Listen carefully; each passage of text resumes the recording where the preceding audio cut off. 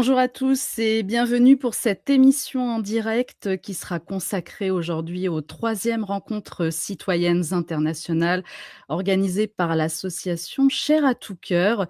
Ces rencontres auront lieu ce week-end du samedi 31 janvier au dimanche 1er février au Centre des congrès de Vierzon. Alors créée en septembre 2023, l'association a déjà organisé 2 éditions entièrement, dédiées aux effets indésirables du covid long et des injections. Cette année, les thématiques sont élargies, notamment avec des conférences autour des violences intrafamiliales ou encore du mal-être des enfants et des adolescents.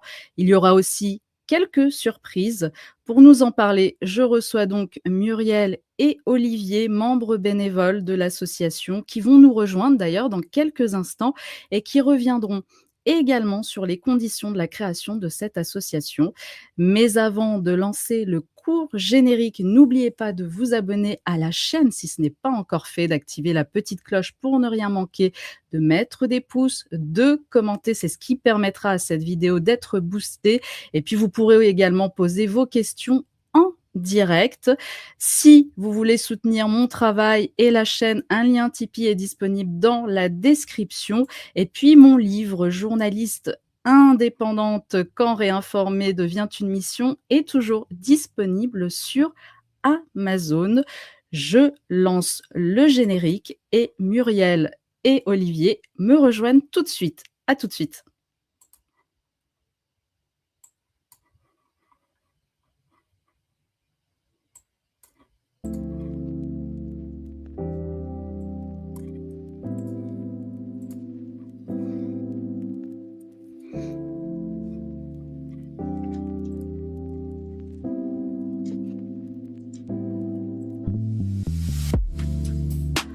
Bonjour Olivier, bonjour Muriel.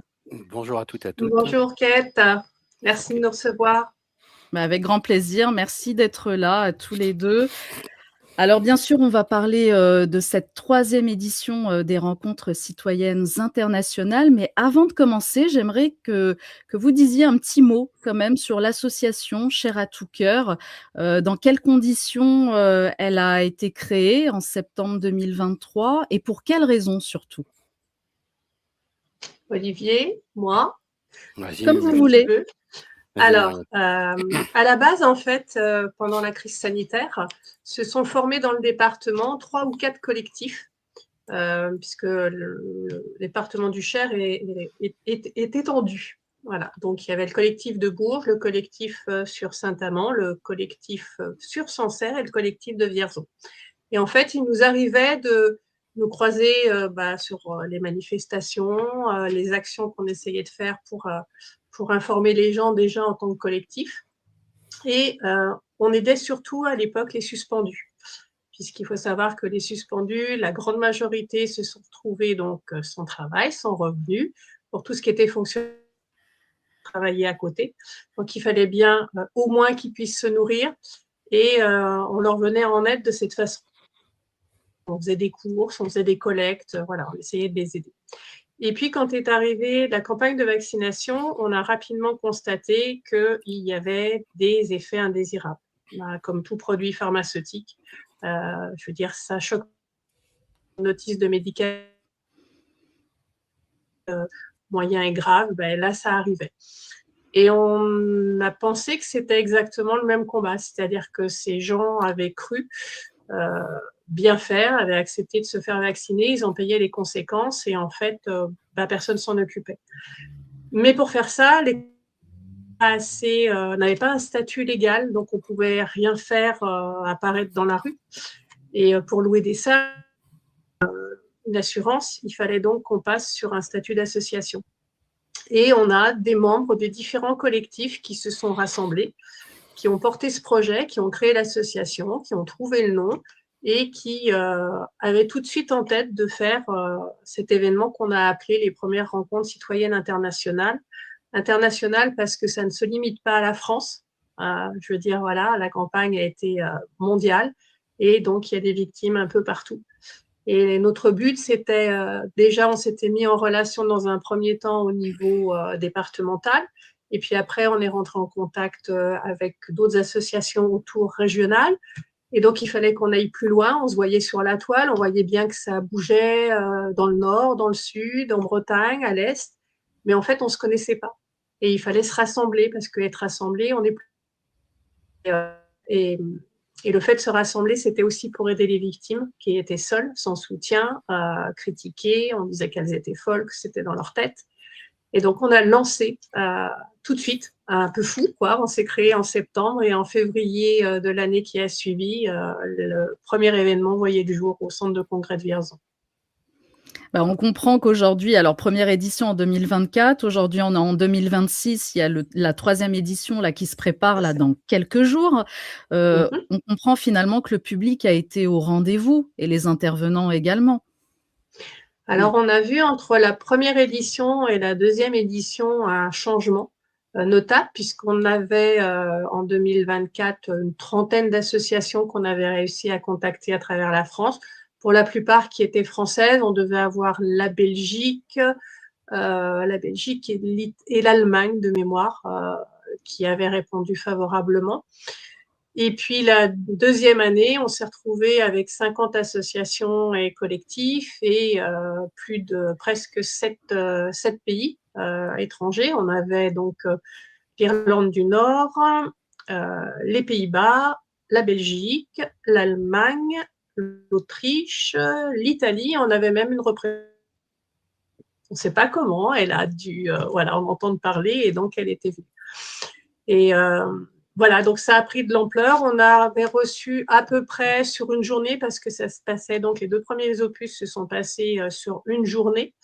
On a reçu à peu près 650-700 personnes. Et cette année, on a décidé de le faire sur 2 jours pleins. Et donc, on espère effectivement que le public sera au rendez-vous. Moi, je le perçois déjà à travers nos boîtes mail, puisqu'on a beaucoup plus de demandes de personnes qui viennent vers nous pour avoir des renseignements, pour avoir le programme, pour savoir comment ça se passe.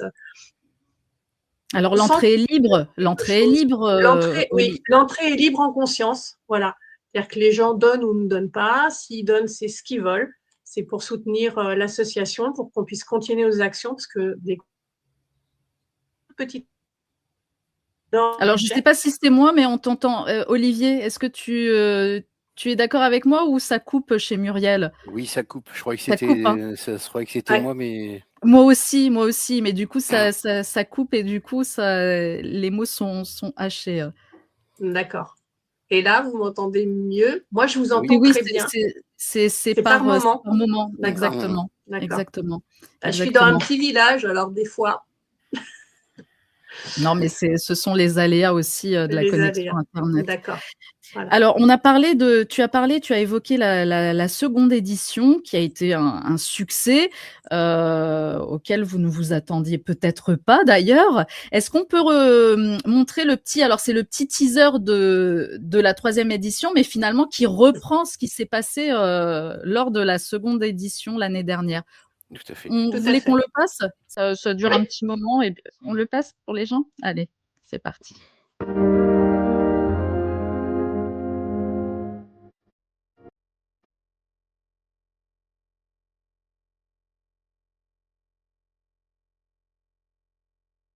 Stéphane Chesselet, je suis le président de Chair à tout cœur, l'association qui organise les rencontres citoyennes.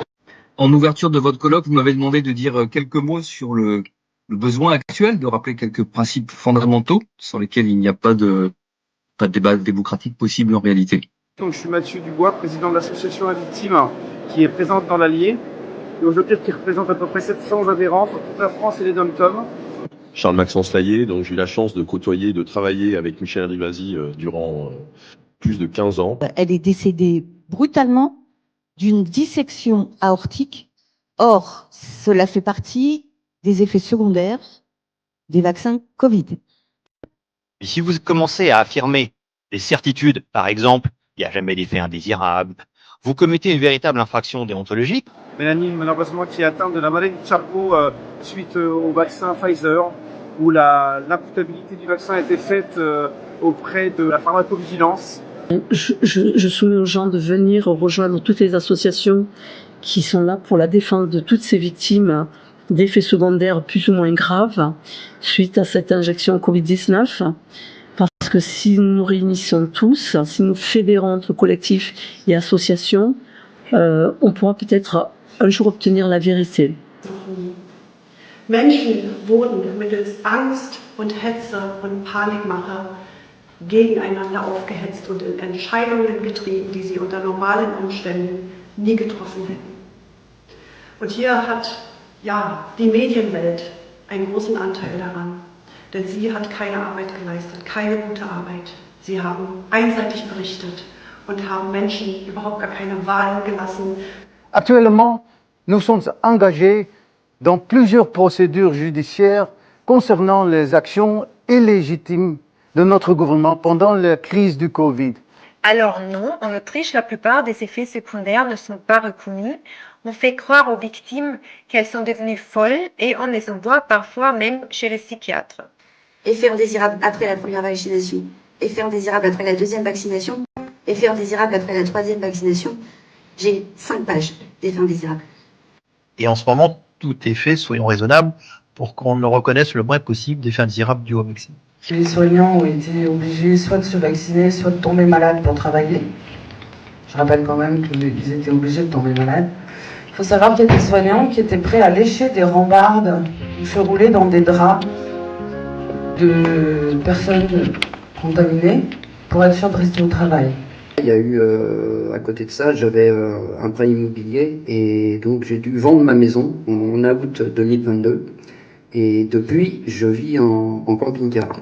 Non, nous allons montrer que nous ne sommes pas d'accord avec ce qui se passe et que nous allons faire le choix, en conscience, de même renoncer à notre travail. I went into the pandemic as a registered nurse, was then asked to have my vaccine, and if we were not vaccinated, we would lose our jobs. I still have a purpose. I now have a central line that's placed in my arm. I carry out my infusions at home several times a week.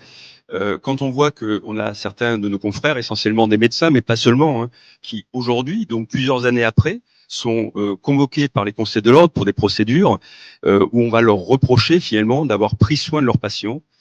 L'interdiction de prescrire pour un médecin, c'est quand même énorme, quoi. C'est vraiment notre métier. Moi, je suis médecin, donc j'ai vraiment été choqué quand Luc Montagnier est décédé, le professeur. On n'a pas eu un hommage national. Et le dérèglement du système rénine-angiotensine par la protéine spike peut expliquer les symptômes de la maladie Covid aiguë, les symptômes du Covid long et les effets indésirables du vaccin qui sont similaires à ceux du Covid long. Je lance un appel au gouvernement encore une fois. Il est temps de nous écouter, il est temps de nous entendre. On est là pour travailler ensemble, pour faire avancer les choses et que les choses bougent enfin.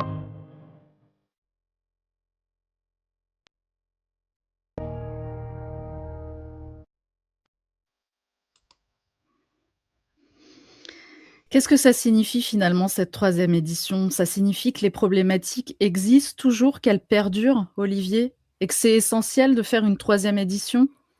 Oui, parce que si tu regardes les actualités et puis sur les médias qui ne sont pas indépendants, il n'y a pas d'effet indésirable en France, hein. Tu regardes, il n'y a aucune information qui est donnée concrètement à la population et il y a des gens, pour eux, non, il n'y a pas d'effet indésirable sur l'injection.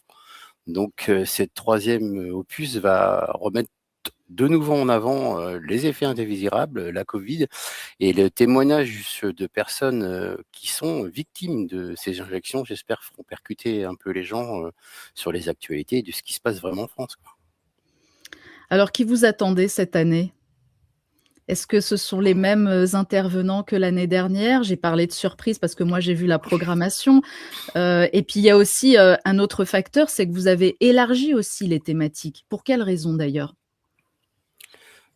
Élargir les thématiques parce que il y a des sujets qui sont complémentaires aux effets indésirables et à la Covid-19.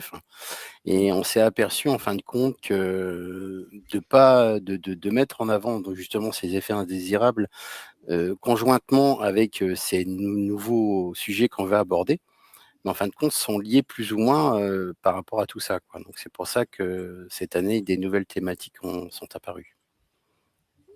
Alors, est-ce qu'on peut donner des noms d'intervenants ou pas, Muriel? Est-ce qu'on a le droit? Parce qu'on a eu alors c'est vrai, là j'ai mis le programme, on a les sujets en fait, les thématiques, hein, de chaque conférence, mais on ne sait pas vraiment qui va intervenir. Est-ce que ça doit rester secret?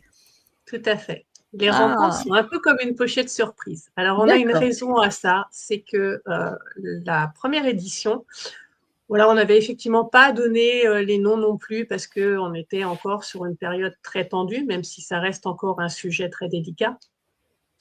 Et il y avait eu une fuite d'un nom par un des intervenants qui avait fuité. Et en fait, on s'est retrouvé la veille, hein, au soir des rencontres avec une censure, interdiction d'organiser notre événement par la communauté de communes. Et donc, il a fallu mobiliser les troupes, à savoir les... Ça, c'était en 2024? Ça, c'était Oui. en 2024. Ça me Et rappelle donc, un on a événement, hein, réussi... on en parlera après. Ouais, ça me rappelle un événement aussi. Ouais. On est un peu habitué à être censuré, malheureusement. C'est triste, mais c'est comme ça.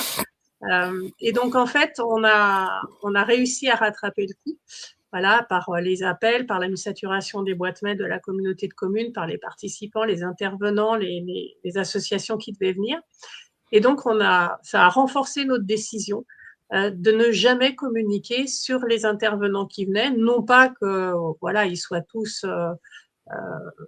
mal vus ou blacklistés, mais parce que on estime d'abord que le plus important, c'est le contenu de ce qui va être dit et pas la personne qui va porter ce contenu. On essaye d'avoir des gens qui ont des compétences et des qualités pour s'exprimer, pour venir présenter ces sujets. Mais en fait, ce qui nous semble le plus important, c'est le sujet en lui-même. C'est pas le porteur du sujet. Après, il y aura certainement d'heureuses surprises pour certains, peut-être pas pour d'autres, mais voilà. On a essayé en tout cas d'avoir parmi ceux qui viennent de nouveaux intervenants, en plus des nouveaux sujets. Mais la peur de la censure, elle persiste tout de même, d'après ce que je comprends. Alors, la peur de la censure persiste et comme tu l'as dit, ça te rappelle un événement puisque tu y as participé. C'était le 8 novembre 2025. Nous avions décidé de lancer un deuxième gros événement qui était donc à ses débuts, qui s'appelle la première conférence des médias indépendants. Et 4 jours avant qu'on puisse organiser notre événement au centre de congrès, la communauté de communes a récidivé et elle nous a donc censuré et empêché de faire notre événement. Donc, on a fait ça dans un petit village qui s'appelle Nohant-en-Grasset. Le maire nous avait prêté la salle, alors que bon, il savait très bien voilà, le profil qu'on avait, parce qu'on est catalogué. Et tout s'est très bien passé, tout s'est bien déroulé, mais nous, on n'est pas resté là, c'est-à-dire que face à cette censure, on a saisi le tribunal. On a un avocat qui est Maître Prigent qui a donc fait un référé liberté que nous avons gagné. Et donc, la communauté de communes a été condamnée à ne pas nous empêcher à faire notre événement et à nous verser un dédommagement de 1 500 € que nous attendons encore. Forcément. Donc, voilà. Donc, forcément. Donc, sur le principe, on reste toujours très prudent, même si, voilà, depuis, on a rencontré le président de la communauté de communes, on a pu échanger avec lui, on a pu lui montrer qu'on n'était pas là pour créer un problème dans la commune, mais que seuls les gens qui avaient envie de venir poussaient la porte du centre des congrès, qu'on était des gens responsables, mais que ça ne nous empêchait pas d'être là pour aider des gens qui étaient, voilà, dans un besoin sincère. Mais on reste prudent. Oui, ce qui signifie que... Oui, Olivier. Non, je t'en prie. Vas-y. Ce qui signifie que pour cette 3e édition, finalement, vous n'avez pas eu de persécution ou d'empêchement d'organiser cet événement, quoi. Ça a été plutôt tranquille. Non, cette fois-ci. ouais. Le fait qu'on ait rencontré le président de la commune, donc suite à ce qui s'était passé pour la conférence des médias, on a donc réussi à avoir un entretien avec l'association, ça s'est parfaitement déroulé. On lui a bien fait comprendre qu'on n'était donc pas là pour créer un problème, mais vraiment pour aider des gens qui étaient vraiment en difficulté. Et il pouvait compter sur nous, qu'il n'y avait pas de souci, et que si même il avait une interrogation, il suffisait de prendre le téléphone ou de demander à nous rencontrer et que voilà, on pouvait échanger, lever les craintes, ce qu'il aurait dû faire pour la conférence des médias. Et en tout cas, la raison pour laquelle il nous a censuré, il aurait tout de suite vu qu'elle n'était pas valable et on aurait pu faire notre événement correctement. Et donc, il nous a confirmé qu'il nous laisserait faire notre événement des rencontres citoyennes. On a d'ailleurs eu l'autorisation de mettre cette année, ce qui n'était pas le cas avant, une grande banderole avant le centre des congrès. Ils nous ont même prêté les techniciens et l'élévateur pour pouvoir la mettre en hauteur. On a l'autorisation d'un food truck. Enfin voilà, on a une coopération, ce qui n'était pas le cas. Donc on sent qu'il y a au moins un échange, un respect, c'est tout ce qu'on demande. Espérons aussi que ça évoluera aussi dans les consciences aussi. Peut-être que c'est une bonne chose, hein, peut-être. Alors j'ai parlé des différentes thématiques et Olivier a effleuré un peu. Cette année, vous allez parler notamment des violences intrafamiliales et du mal-être des jeunes. Pourquoi ? C'est un sujet qui est important, je trouve, par rapport à tout ce qui peut se passer actuellement. On peut rencontrer des jeunes qui sont actuellement, par rapport justement à la Covid et même ces 2 années qui a pu passer, qui sont complètement perdus et qui sont retranchés et même, il y a eu beaucoup de suicides de jeunes ça, on n'en a même pas trop entendu parler d'ailleurs. Et c'est vrai que la jeunesse n'est pas foncièrement informée, n'est pas non plus portée entre guillemets, et on s'en est pas trop préoccupé. Donc c'est vrai que ce sujet nous a intéressés pour justement bien faire remonter cette problématique avec les jeunes. Beaucoup d'études montrent qu'il y a de plus en plus de cas de dépression, d'envie de suicide, de tentatives de suicide quand les jeunes effectivement ne passent pas à l'acte. Est-ce que vous pensez justement que la communauté, ces jeunes, ces enfants et ou adolescents vont pouvoir se déplacer à l'événement? Ou alors c'est les parents que vous attendez peut-être? On espère beaucoup de jeunes quand même parce que il y en a qui se déplacent foncièrement, mais pas en grand nombre malheureusement. Et là, on a essayé de faire de la communication auprès justement via les réseaux sociaux et certains autres réseaux vers la jeunesse justement pour les faire venir, quoi. Et sur les violences intrafamiliales alors? Les violences intrafamiliales, c'est pareil, c'est un sujet qui n'a pas été foncièrement développé ou mis en avant, mais pendant cette période Covid où on a été confinés. Et les confinements. Et les confinements ont décuplé justement ces violences intrafamiliales. Et il y a une enquête qui a été effectuée par notre médecin au niveau de l'association, qui est Jean-Jacques Coulon, et justement qui va mettre en avant ce sujet. Et puis, on a une avocate aussi qui va développer parallèlement le traitement des dossiers, des recours juridiques quand il y a des violences intrafamiliales, parce qu'elle a remarqué que depuis 2020, la façon de traiter les dossiers, aussi bien par le tribunal que par le JAF, commence à être différente et elle veut vraiment soulever ce problème et avertir les gens de ce qui est en train de se passer. Dans quel sens? Moi, ça m'intéresse. Alors, si je te pose la question, c'est parce que je viens de faire un entretien avec Jacques Thomé, qui vient d'écrire son dernier livre, Les Prédateurs, qui s'appelle Les Prédateurs, enquête sur un rapt de 80 000 enfants. Lui, il parle surtout des placements abusifs. Et justement, on a parlé de cette justice qui n'en est plus une. Donc, est-ce qu'elle va aborder aussi ces pans-là ou pas du tout? Alors, l'ASE, je ne sais pas si là, elle va l'aborder. En tout cas, les violences, quand on parle des violences, les violences sexuelles faites aux enfants, en réalité. C'est les violences sexuelles, les violences même physiques faites aux femmes. Et en fait, il apparaît que le traitement, je veux dire, quand la victime va pour porter plainte, en fait, on se rend compte dans beaucoup de cas que ça se retourne contre elle. Et de victime, elle passe en fait dans la partie, dans le rôle de bourreau. Femmes, ce sont les méchantes. Oui. Dans le rôle de bourreau, on les écoute pas, on leur enlève leurs enfants immédiatement. Enfin, je veux dire que on est en train de basculer, qui devient folle, quoi. Mais à tous les niveaux. Donc, elle veut vraiment sensibiliser les gens sur ce qui est en train de se passer. Elle le constate dans son métier, sur le traitement des dossiers, et elle veut mettre ça en avant. Ouais, Et c'est un ça, vrai elle le voit sujet. depuis 2020, en fait. Elle voit une recrudescence en fait de ces De cas et ce de cette. changement de traitement des Mhm. dossiers, tout à fait, d'une Mhm. bascule qui se fait et qui s'intensifie depuis 2020. Ouais. On s'est aperçu aussi, parce que Muriel a été, et moi-même, et d'autres personnes au niveau de l'association, avons saisi justement les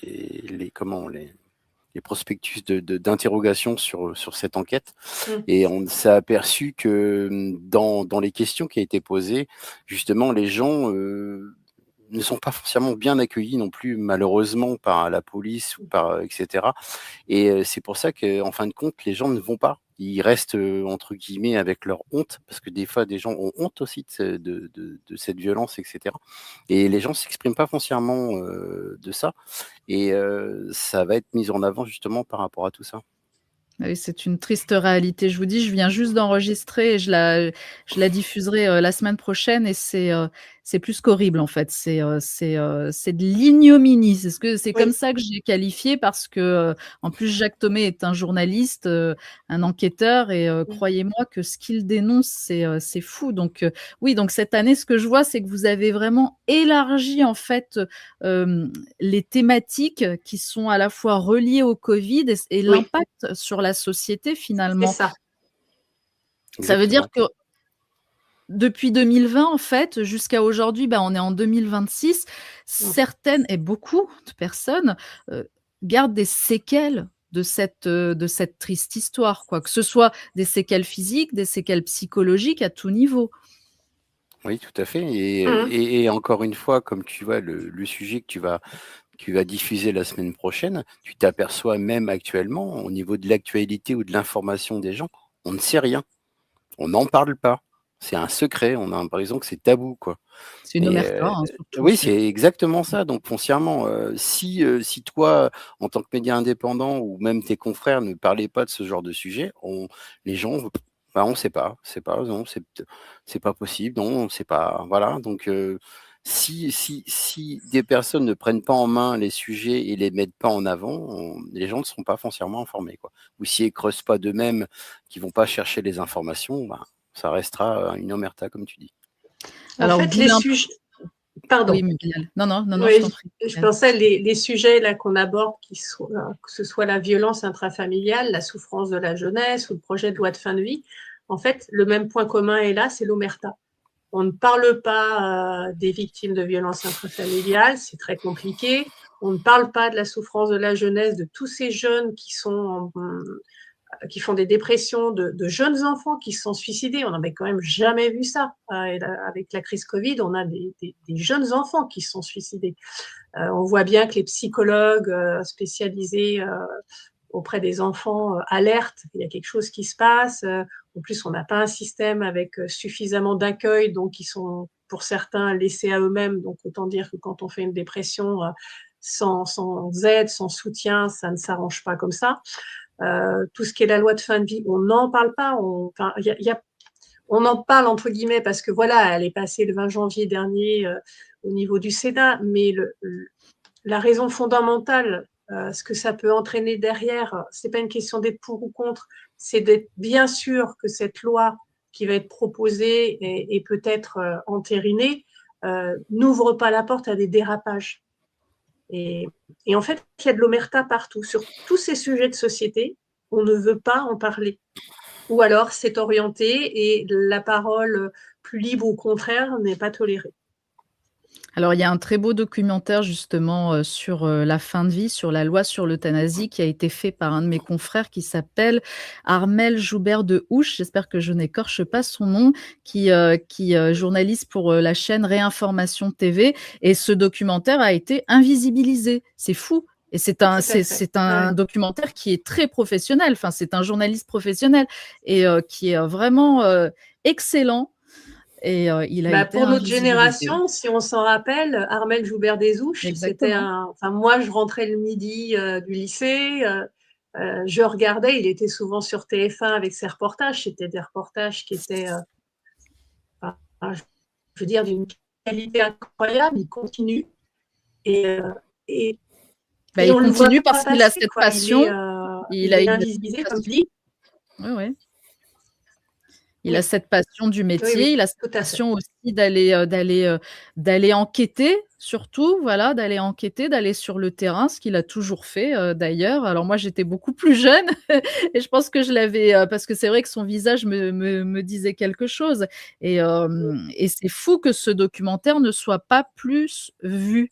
Bah, bien sûr qu'il sera jamais Vu, médiatisé, ouais. dans les médias dominants, mais d'ailleurs, justement, on sera nombreux, j'imagine, comme médias indépendants, mais est-ce que vous avez aussi des médias, notamment, par exemple, les canards de la région qui viendront peut-être, assister, je sais pas, aux 2 journées, au week-end, non? Les invitations ont été envoyées, on n'a Ont pas de été réponse pour D'accord. le moment, donc voilà.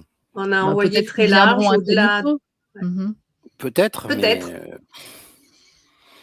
mais on n'a bon, pas de réponse franche, s'ils préfèrent. Donc, après un jour, il va quand même falloir qu'ils se décident à ne pas se taire, je veux dire, ou en tout cas à pas nous cataloguer, nous les associations qui aidons les victimes ou tout autre sujet, à arrêter de nous cataloguer d'anti-vax, d'anti-tout, d'extrême droite. Enfin, je veux dire, ça nous fait sourire, à défaut de nous faire pleurer pendant une certaine époque. À un moment donné, il va falloir qu'ils arrivent à se regarder dans la glace ou qu'ils arrivent à rencontrer ces victimes et qu'ils leur disent en face que ce sont des anti-vax, elles qui se sont fait vacciner, pour certaines en toute confiance, qui ont été trompées. Donc après, c'est en leur âme et conscience. Moi, je peux me regarder tous les jours dans la glace. Je suis pas parfaite, mais je sais pourquoi tous les jours je me lève pour aider des gens. Pourtant, on en parlait, tu vois, hier parce qu'on a fait un Zoom avec des victimes. Euh, on devrait être diamétralement opposés. Nous, on n'est pas, enfin voilà, moi je suis pas allée me faire vacciner. Je me posais des questions, j'avais pas confiance. Elles y sont allées soit pour l'une contrainte, soit pour l'autre. Bah, elles y croyaient certainement. Et en fait, ils ont voulu nous diviser puisqu'ils ont monté la population les uns contre les autres, les vax, les non-vax, etc. Et aujourd'hui, on se retrouve à discuter ensemble, à se respecter, à passer des bons moments et à se dire ben, on marche dans le même sens et on est là les unes pour les autres ou les uns pour les autres. Et ça, c'est quelque chose qu'ils ne pourront pas nous enlever malgré tout ce qu'ils ont essayé. En fait, ça nous a rapprochés, alors qu'on devrait être à l'opposé puisqu'on nous a mis dans 2 camps séparés. Mais Mais pas du tout. c'est ce qu'il faut effectivement, garder, malgré, les clivages d'opinion, malgré ces différences.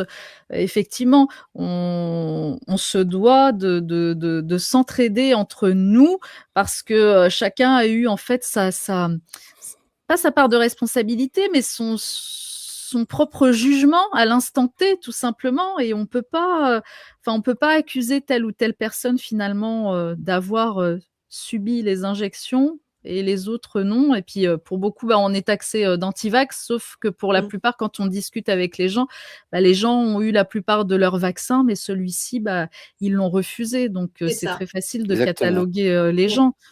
Effectivement. Qu'est-ce que vous attendez de cette 3e édition? Je voulais Finalement. revenir sur un petit Oui, truc, bien sûr. Kate. Bien sûr, Muriel a allez-y. été en contact avec un collectif aux États-Unis et ils ont été étonnés de notre, bah, de chair à tout cœur parce qu'aux États-Unis, les personnes des collectifs qui s'occupent des victimes de la Covid sont elles aussi vaccinées. Et l'étonnement qu'ils ont eu, c'est que nous, non vaccinés, on aide et on prend en main ces sujets-là sur les gens qui sont vaccinés. Et ça les a fortement étonnés, si je ne me trompe pas, Muriel. C'est ça, ouais, tout à fait. L'association américaine avec qui on est en contact s'appelle REACT-19. Ils ont 40 000 membres. Donc, à côté de nous, qui sommes En à une même temps, petite ce sont les centaine, États-Unis, oui, voilà, mais bon, là, c'est on pas a, comparable. c'est ça, on s'est senti un peu petit, mais vous voyez, même là-dessus, tu vois, ça n'a pas créé de coupure ou d'empêchement. Et en fait, ce sont tous des personnes vaccinées et victimes de la vaccination. Et quand on a échangé avec eux et qu'ils ont compris qu'on était tous au niveau du conseil d'administration, on est tous des personnes qui avons décidé de ne pas nous faire vacciner parce qu'on doutait, on s'interrogeait. Ils étaient bluffés parce qu'ils arrivaient. C'est pas qu'ils comprenaient pas, mais pour eux, ça leur semblait tellement fou de penser que nous, non vaccinés, on était finalement là pour ces gens vaccinés qui avaient des problèmes alors que ça aurait été à l'ensemble de la population vaccinée de les aider, pas à nous qu'on avait finalement classés dans une autre boîte. Et ça les a épatés. C'est vrai ce que dit Olivier. Est-ce que cette association-là sera présente ce Alors, elle week-end? sera présente par vidéo. D'accord. Parce qu'il faut reconnaître que ça fait un grand déplacement, et financièrement et autres, et que parce que ce sont des victimes qui ont toutes des pathologies plus ou moins lourdes, et que voilà, traverser l'Atlantique en avion, arriver à Paris, prendre le train pour descendre jusqu'à Bourges. Mais voilà, les associations étrangères que l'on a, l'année dernière, donc, elles avaient pour la plupart participé par vidéo préenregistrée. On avait eu la chance d'avoir l'Irlande qui était présente, la Belgique. Cette année, on aura la Belgique et puis les autres ont témoigné on a l'Italie qui vient, mais les autres ont témoigné par vidéo parce que effectivement, ce sont toutes des victimes avec des pathologies qui parfois les empêchent de faire des heures de route ou d'avion, et on peut le comprendre. Mais elles sont là, c'est-à-dire que leur témoignage est là, même si c'est en vidéo préenregistré. Elles participent et elles existent. Alors, ça va être intéressant d'avoir leur témoignage, étant donné que leur ministre, enfin l'équivalent du ministre de la Santé, c'est Robert Kennedy, et puis que là, les États-Unis ont officiellement quitté l'OMS. Donc, ça va être très intéressant, et c'est quand même un espoir aussi pour la France. Hein. Oui, tout à fait. Et puis, pour nous, associations, c'est un espoir dans le sens où, entre l'opus de l'année dernière et l'opus de cette année, on a réussi à avoir de nouvelles associations, donc de nouveaux pays. Ça prendra peut-être du temps, mais en fait, on commence à pouvoir se mettre en lien à l'international. Et le but, c'est ça, c'est de ne pas rester chacun dans notre coin, dans notre pays, parce que c'est les mêmes problématiques, que ce soit aux États-Unis, en Belgique, en Italie, au Luxembourg, et se mettre en lien, ça, même à travers la barrière de la langue, c'est ce qui est le plus important, parce que plus on sera en nombre, plus la masse sera difficile à faire taire. Alors pour l'instant, vous avez évoqué tous les deux des pays qui sont soit en Europe, soit outre-Atlantique comme les États-Unis. Est-ce que vous voyez aussi, est-ce que vous commencez à avoir des contacts avec d'autres pays, par exemple en Asie, en Océanie, je ne sais pas, en Afrique, en Amérique latine? Est-ce que... Pas encore, malheureusement, mais après, c'est en fait... c'est difficile de rentrer. Déjà, c'est difficile de trouver les associations de victimes. Toutes n'ont pas des sites internet ou des contacts. Donc, il y a des fois, c'est vraiment un jeu de pistes. Et par exemple, là, on a l'Espagne. On était en contact avec deux. Il y en a une qui s'est désistée parce qu'ils sont trop mal en point et qu'ils ne peuvent pas venir, ils ne peuvent pas faire de vidéo parce que voilà, ça leur prend trop d'énergie. Mais par contre, il y en a une qui sera là par vidéo. Et on l'a découvert alors que c'est l'Espagne, c'est pas loin. Mais ça fait 2 ans qu'on cherchait à trouver des contacts en Espagne. Et c'est par une autre connaissance qu'on a fini à avoir, mais il existe ces 2 associations-là.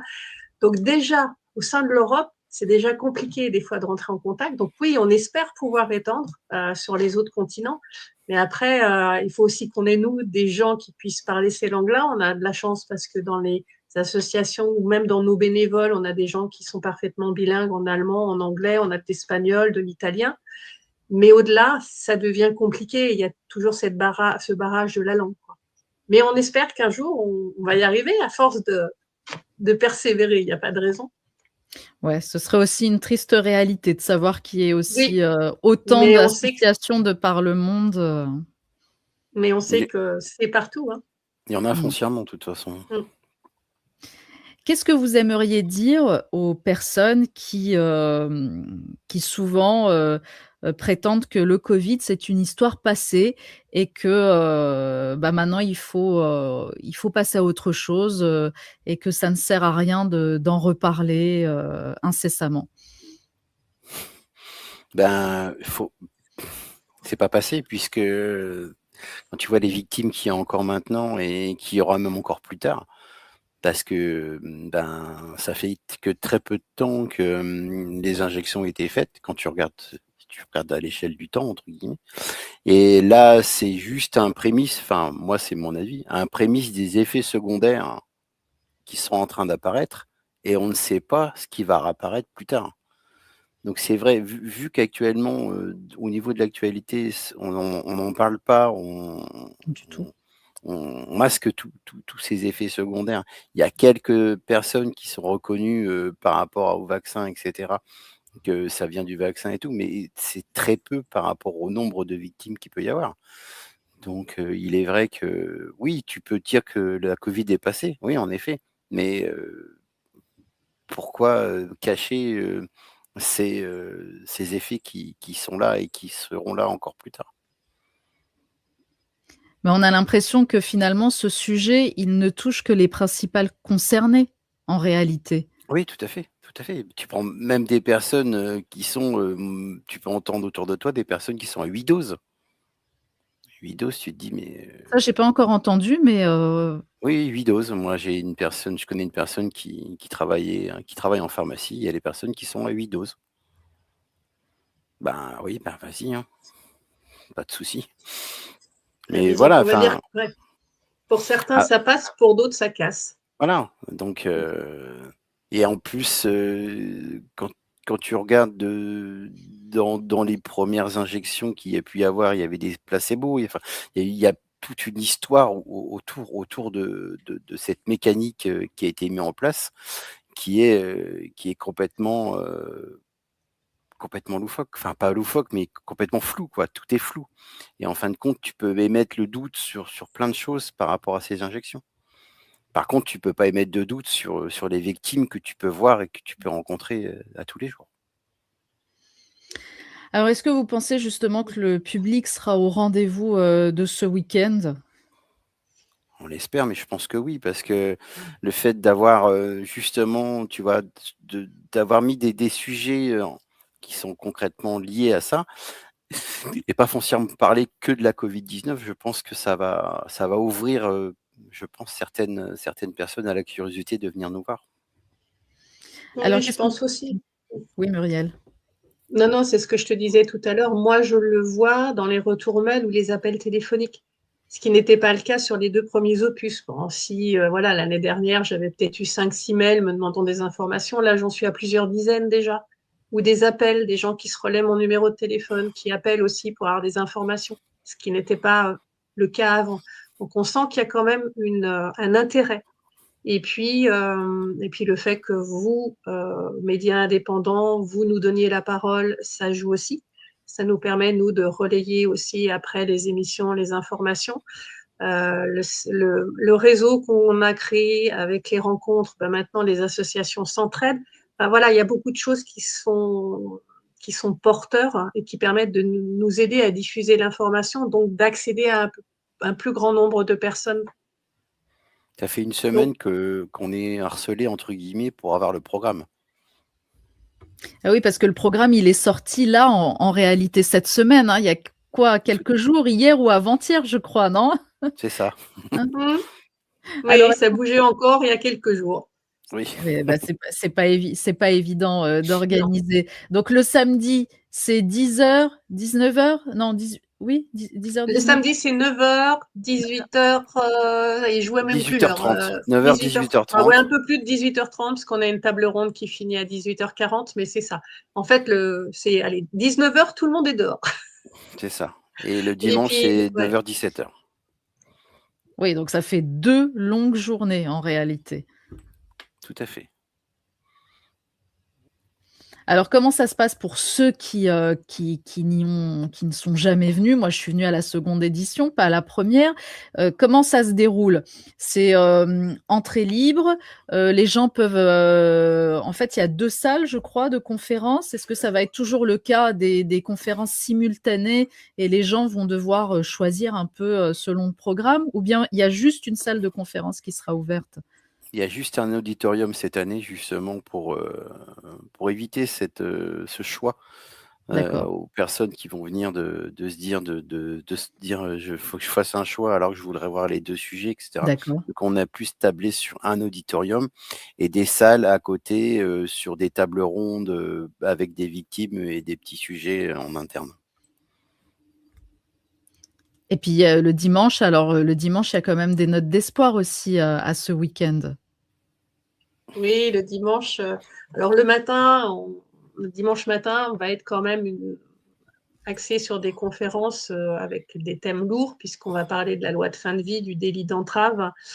Donc, pas toujours facile à écouter. Et donc, on s'est dit, au bout de cette journée et demie de conférences, avec des thèmes qui va chambouler les gens, où il va y avoir quand même des émotions, d'entendre les victimes et de tout un tas d'autres choses, on s'est dit qu'il fallait un peu alléger avant que les gens reprennent la route. Et puis, parce que amener un peu de joie, c'est important aussi, ça soude les liens.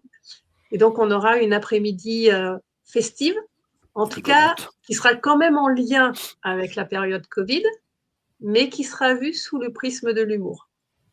Moi, je ne dis rien. Bon, les gens, s'ils veulent lire attentivement le programme, bah, je pense que voilà, c'est facilement décelable, on va dire. Oui, c'est ça. Parce que moi, C'est vous ne marqué. m'avez rien dit. Hein. Moi, j'ai juste deviné. Hein. J'ai lu entre les lignes. Tout Il est marqué, simplement. hein, c'est marqué. Oui. J'ai lu entre les lignes, mais effectivement, et puis je pense que bon, il y aura Voilà, beaucoup on a de personnalités. Voilà, il y aura beaucoup de Oui, personnalités oui, tout à fait. qui ne sont pas Et des inscrites. gens moins connus, mais Mais qui il sont y aura, hyper intéressants. voilà, quoi qu'il arrive, il y aura que des intervenants de qualité. Moi, je connais pas tous les noms, mais je devine un peu, hein, et bah, on attend bah, encore plus de monde que la seconde édition. Avec plaisir. Mais on espère, on espère. Bah, tristement, Mais parce bon, que tant que vous durerez, ça voudra dire que les problèmes ne sont pas résolus. Donc c'est un peu, malheureusement. c'est un peu dur de dire ça. Oui, et puis que Alors, l'information n'est pas encore reconnue, quoi, ou même Oui. perçue par tout le monde, quoi. C'est ça. Alors, il y a pas longtemps, j'étais sur un plateau avec maître Carlo Broussa et qui parlait justement des procédures judiciaires Mmh. et qui disait non, mais il faut vraiment que les gens en fait se regroupent en une action collective. Est-ce que vous y croyez à ça? Une action collective judiciaire? Alors, je suis pas spécialiste en droit, mais je crois qu'en France, les actions collectives, je ne sais pas si c'est encore acté. Je sais qu'on peut faire la même action, mais chacun, voilà, en individuel. Les actions collectives, il y en a énormément aux États-Unis. Je ne suis pas sûre que ce soit encore d'actualité en France. Après, je lui souhaite hein, qu'il puisse mettre ça en place. Hein. Mais d'après ce que j'avais entendu, collectif, ça ne marche pas encore chez nous. Mais plus il y aurait de personnes qui se regroupent, c'est sûr que ce serait beaucoup plus porteur.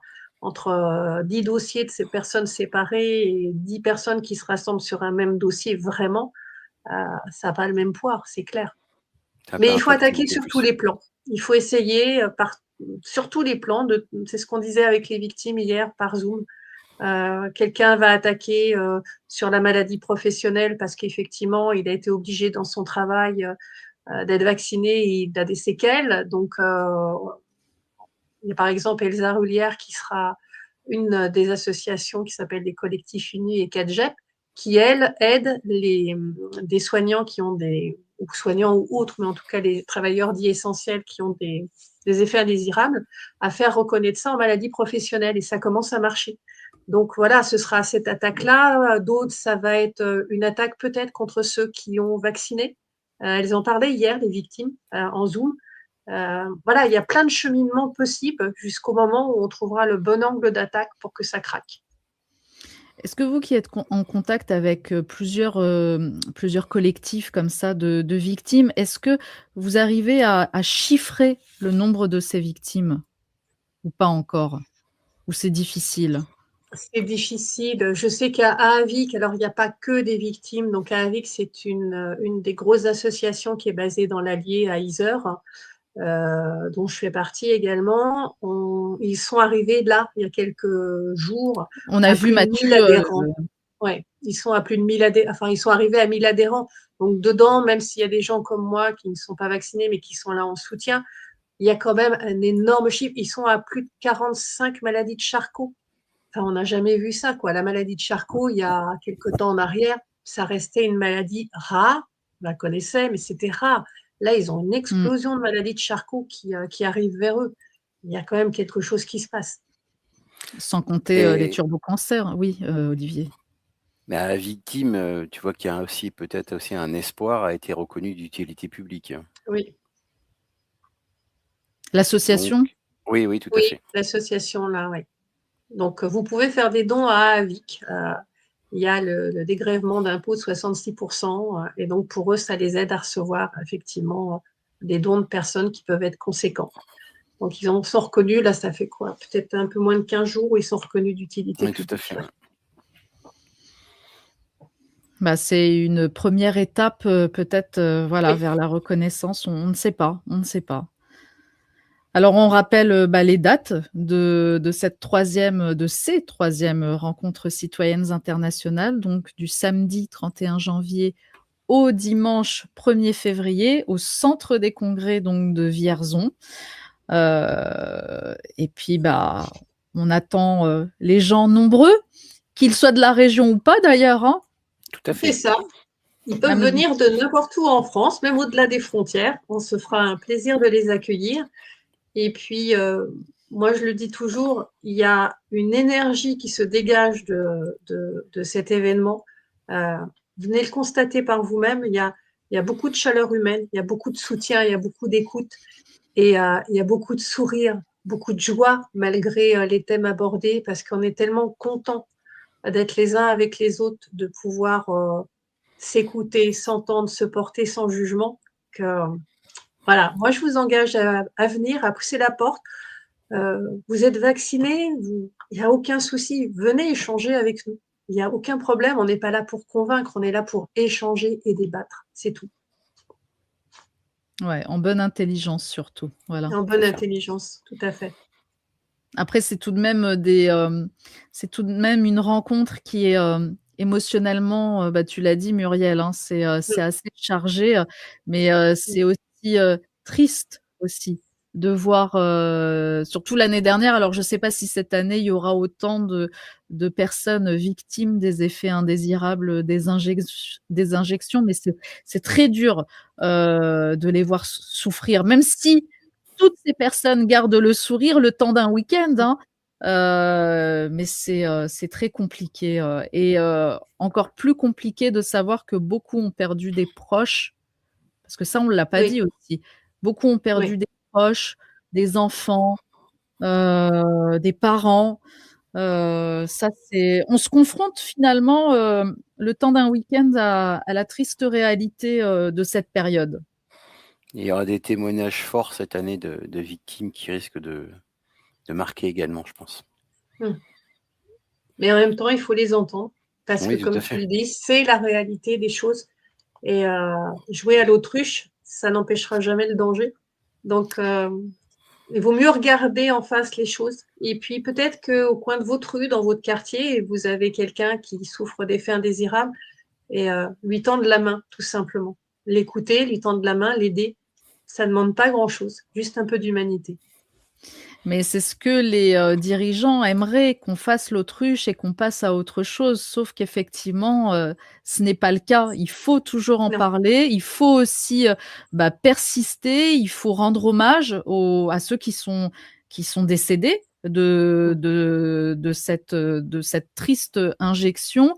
Moi, je le vois de plus en plus, hein, même des personnes que je ne connais pas, que je croise comme ça, qui me parlent des injections et qui me disent « Ah, mais depuis que j'ai reçu ce vaccin, ça ne va pas ». Ou on entend toujours parler aussi de quelqu'un qui a eu un turbocancer. C'est vraiment la réalité. Alors, on va dire « Ah, c'est à petite échelle, il ne faut pas généraliser ». Sauf que si on apporte chacun nos témoignages, eh ben, on se rend compte que si, en fait, nationalement, c'est un vrai problème. Bah, c'est devenu pratiquement un fléau, hein, sur certaines choses, hein. Et ça touche de jeunes personnes justement de 20 ans à et faut pas croire qu'il y a que les personnes qui sont plus de 50 ou plus de 60 ans. Il y a aussi les jeunes. Il y a eu surtout des décès, foudroyants sur des jeunes personnes et là, je trouve ça hallucinant, quoi. Mais j'espère qu'on parlera aussi des turbocancers parce que ça aussi, quand on entend parler les gens, qui ont côtoyé des proches qui sont décédés de manière fulgurante, ça fait froid dans le dos tout de même. Ça fait froid dans le dos. Oui, Effectivement. c'est des cancers très rapides. Alors oui, on va vous dire, mais attends, ça existait avant. Oui, ça existait avant, mais Pas de pas en cette si manière. grand nombre, hein. Et Pas de cette manière-là. Voilà. Et puis parce qu'on voit quand même qu'il y a des pathologies qui reviennent, enfin, tout ce qui touche Tu as dit la maladie de Charcot. la maladie de Charcot, ce qu'on appelle les SLA, enfin, il y a des AVC, les myocardites chez les jeunes, les péricardites. Enfin, on retrouve, parce que le souci en fait, de ces effets indésirables, c'est que en fonction des gens, ils vont pas développer les mêmes effets indésirables. C'est très très large au niveau des effets indésirables à cause de la spike. Et donc du coup, on vous croit pas trop aux humains. Attends, là ça lui touche le cerveau, l'autre ça va lui toucher au niveau d'une thrombose des jambes. Non, c'est pas possible, il y a trop d'écart. Si, en fait, alors moi je suis pas experte, mais si on écoute par exemple des chercheurs qui vous expliquent le mécanisme de la protéine spike, en fonction des faiblesses des gens, ça ne va pas développer la même incidence en tant qu'effet indésirable. Donc oui, nous, parce qu'on s'en occupe, parce qu'on est attentif à ça, on se rend compte qu'il y a des choses qui bougent. Il y a des choses qui ne sont pas normales.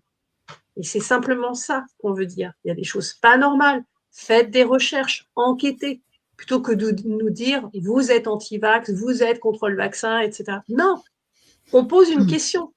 Cherchez, faites des études, montrez-nous qu'on a tort. Mais moi, je veux bien avoir tort. Il n'y a pas de souci. Mais faites des études, cherchez, montrez-nous que c'est faux ce qu'on est en train de constater tous les jours, que ces gens qu'on croise, effectivement, c'est dans leur tête, mais je ne le crois pas du tout.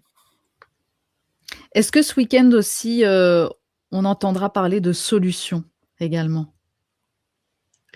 Alors, il va y avoir un point thérapeutique, donc solution. Il n'y a pas de solution miracle, malheureusement, pour l'instant, puisque tout est verrouillé. Donc, les chercheurs qui le font sont des chercheurs indépendants. Donc, forcément, ils n'ont pas les moyens financiers pour arriver à faire les études qu'ils voudraient faire ou les recherches au niveau médicamenteuses qu'ils voudraient faire, puisque maintenant, tout est dans les mains de grosses sociétés pharmaceutiques. Il y a des choses, il y a des solutions que certains médecins peuvent apporter. Après, il y a des gens pour qui ça va aller beaucoup mieux s'ils n'ont pas des grosses pathologies. Et il y en a d'autres, il va y avoir des améliorations. Et puis, il y en a d'autres, ça ne va pas marcher. En fait, ils tâtonnent aussi parce que derrière eux, ils n'ont pas l'État, ils n'ont pas le financement, ils n'ont pas tout ce qu'il faut pour arriver à avancer. Dans la mesure du possible, ils vont dire ce que certains peuvent faire, ce qu'ils constatent quand ils donnent certains médicaments, qu'il y a un léger mieux chez quelqu'un, un mieux constaté et durable chez d'autres. Voilà. Mais on en est toujours à ce stade-là, malheureusement, effectivement. Tu t'aperçois que même pour le Covid long, il n'y a aucune solution. Aucune solution n'est apportée, etc. Et comme on disait, on dit aux gens, mais non, c'est dans votre tête. Mais non, c'est pas forcément dans la tête des gens. C'est quelque chose de concret, mais comme ils veulent pas l'expliquer, ils n'arrivent pas à l'expliquer, on te dit que c'est dans ta tête.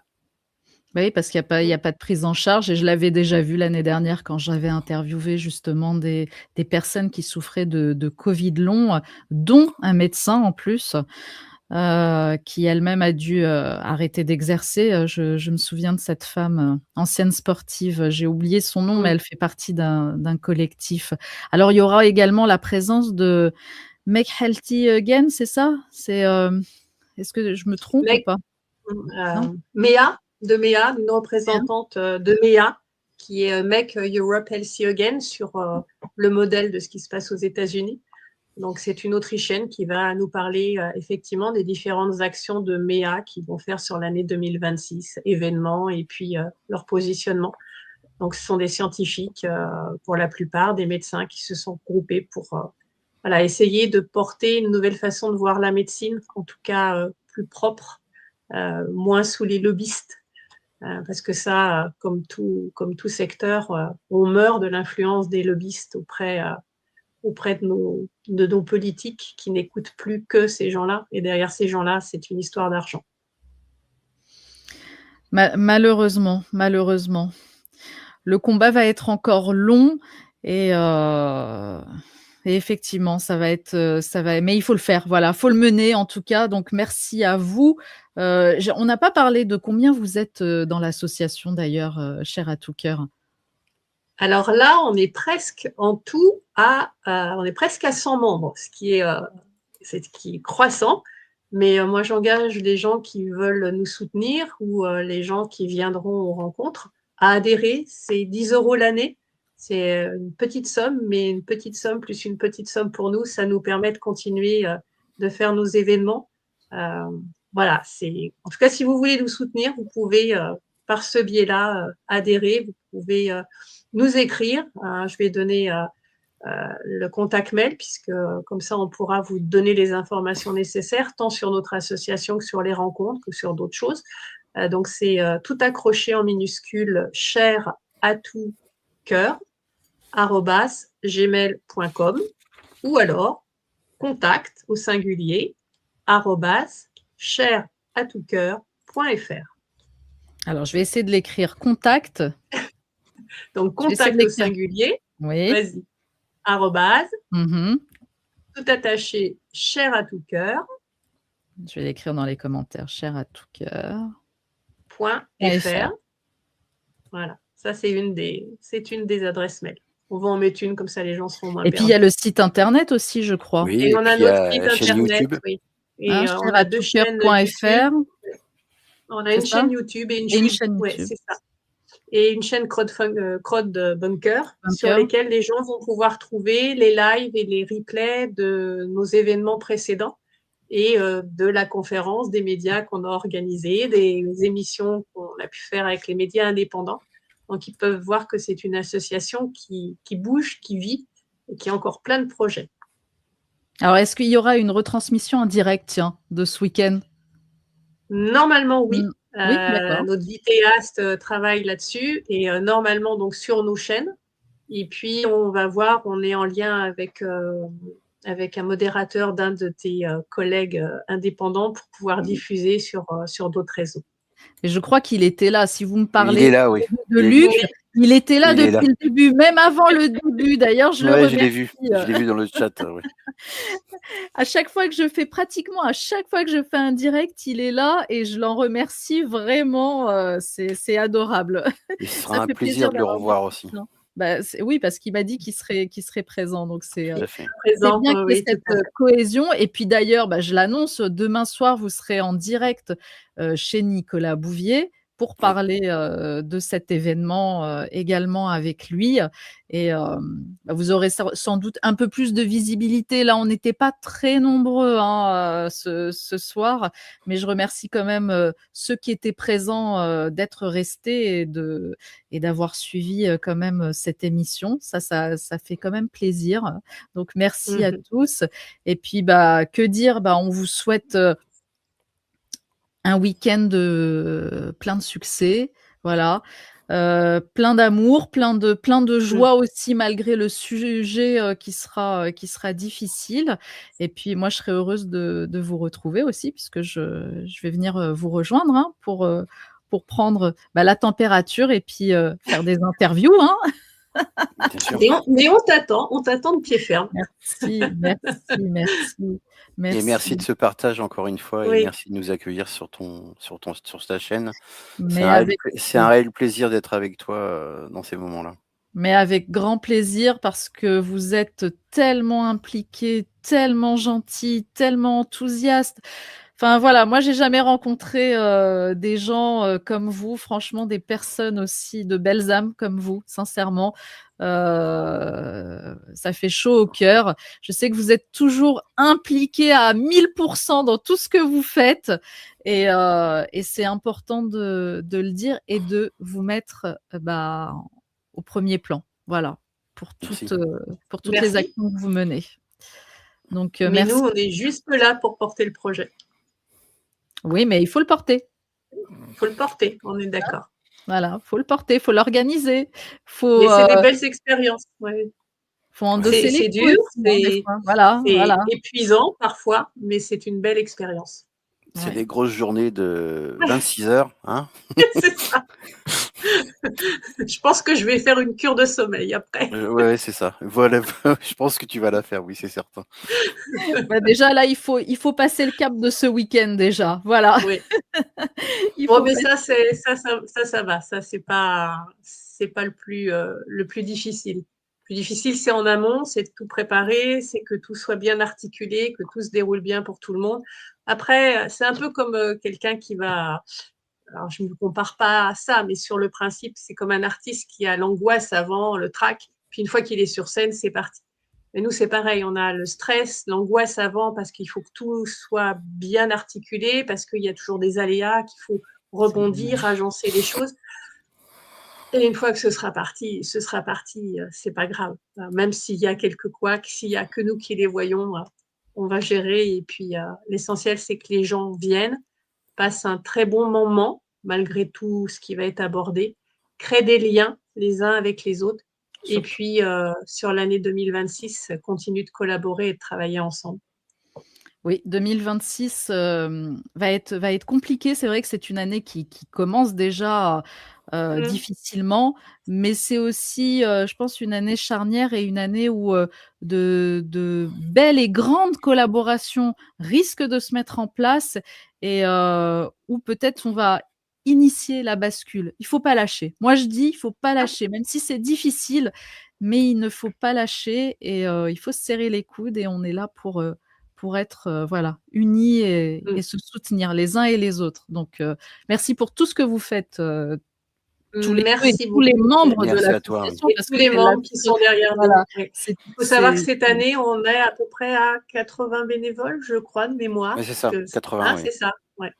Donc, c'est eh des oui, peu. parce que oui. Les gens disent souvent, mais on n'est que des petites mains. Non, parce que sans petites mains, on ne pourrait pas faire non plus cet événement. Chacun a son importance au poste Bien qu'il sûr. aura.